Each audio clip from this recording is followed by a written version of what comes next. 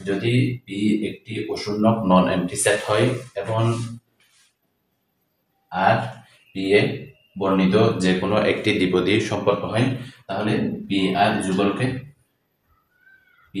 যুগলকে কোসেট বলা হবে যদি নিম্নোক্ত তিনটি শর্ত সিদ্ধ হয়। নাম্বার 1, প্রতিবর্তী। 2 নাম্বার,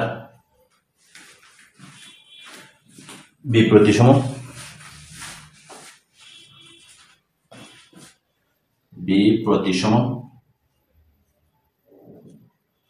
3 নাম্বার হবে অনুবর্তী।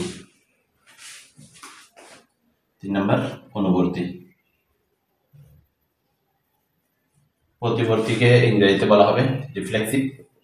যদি for all x belongs to p হয়, তাহলে x আর x হবে।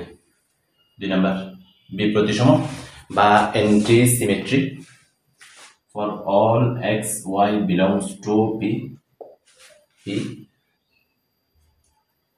তাহলে x আর y এবং y আর x, that implies that x is equal to y হবে।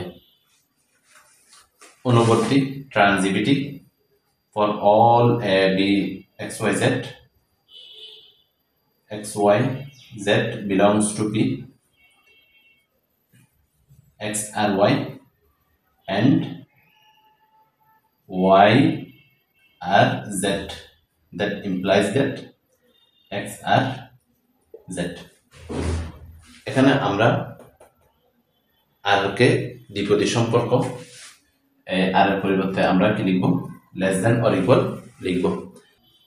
পি আর কোসেট না দিয়ে অনলি এভাবেও আমাদেরকে দিতে পারে এই দ্বিপদী সম্পর্ক লেস দেন অর ইকুয়াল। তাহলে এটা ওটা কি সেট কোসেট। তাহলে কোসেটকে আমরা এভাবেও প্রকাশ করতে পারবো, এভাবেও আমরা প্রকাশ করতে পারবো।